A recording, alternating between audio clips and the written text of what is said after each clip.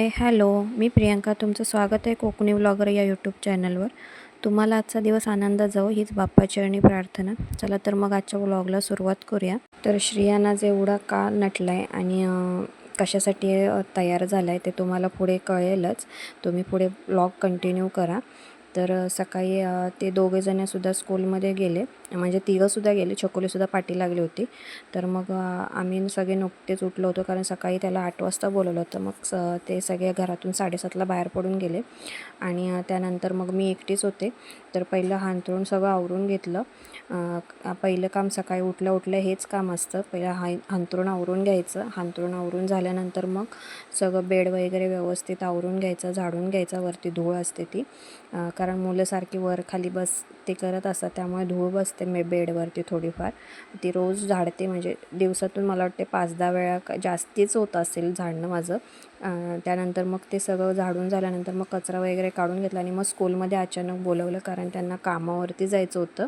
मग मी स्कूलमध्ये गेले आणि ते घरी आले. त्यांनी पूजा वगैरे उरकून मग ते कामावर निघून गेले. तर आज श्रियांच्या शाळेमध्ये शिवजयंतीनिमित्त प्रोग्राम आहे स्कूलचा.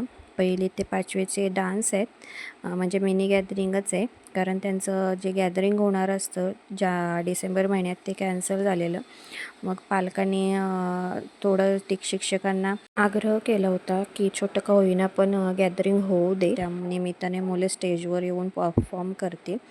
तर मग टीचर लोक बोलले की चालेल, ठीक आहे, मग आपण शिवजयंतीच्या वेळेसच आपण त्यांचा कार्यक्रम ठेवूया.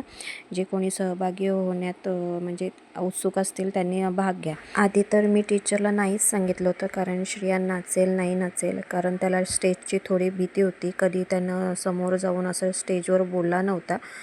इथे तर नाचायचं होतं एवढ्या सगळ्यांसमोर, त्यामुळे नाही बोलले होते. पण श्रेयानं एकदम आनंदात होऊन नाचत होता, त्यामुळे म्हटलं ठीक आहे चालेल, त्याला तुम्ही घ्या म्हटलं. आणि मग तो छान नाचला. मग फक्त मलाच नाही पाहायला मिळालं त्याचा व्हिडिओ. मी त्याचा व्हिडिओ पाहिला, समोर काय पाहता नाही आलं मला डान्स त्याचा. आणि तोपर्यंत श्रेयांचा डान्स झाला होता आणि बाकीच्या वर्गाचे डान्स चालू होते. तर मग म्हटलं तुमच्यासोबतसुद्धा शेअर करावं की मुलं कशी छान छान नाचतात. लहान लहान मुलं नाचताना खूप भारी क्यूट दिसतात आणि नवीन नवीन कपडे घातल्यावर तर अजूनसुद्धा भारी दिसतात.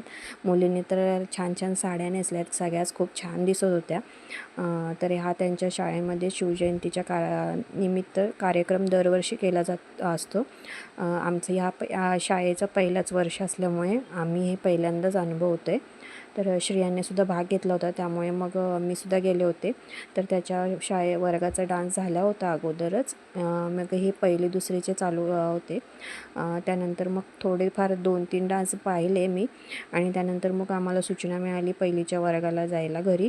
मग आम्ही लगेचच निघालो घरी यायला. आम्ही घरी यायला निघायच्या अगोदर हा एक 2री बचा डान्स चालू होता. खूप गाणं पण छान होतं खूप, आणि मुलं खूप भारी नाचत होते. तर त्यांना बक्षीस पण मिळालं होतं त्या मुलांना. म्हटलं हा एक डान्स पाहूनच आपण मग घरी निघूया. श्रियांसुद्धा आला होता. खाली त्यांची फोटोग्राफी वगैरे झाली. प्रमुख पाहुणे आले होते, त्यांच्या हस्ते महाराजांचे पूजन झाले. त्यानंतर मग शाळेचे डान्स चालू झाले होते. तर इथे आम्ही हा जो डान्स तुम्ही पाहताय तो 1ली आय थिंक 2रीची मुलं आहेत, त्यांचा डान्स चालू होता. मग तो पाहिला आणि आम्ही मग घरी यायला निघालो. तर तिथे काही ड्रेस वगैरे चेंज नाही केले त्याला नव्हते कपडे नेले. मग घरी आल्यानंतर हे जे ठेवलं होतं जेवण करायचं ते जेवण करून घेतलं. चपात्याच फक्त बनवायच्या होत्या, बाकी सगळं झालं होतं बनवून. त्यानंतर किचन क्लीन केलं आणि आम्ही जेवायला बसलो.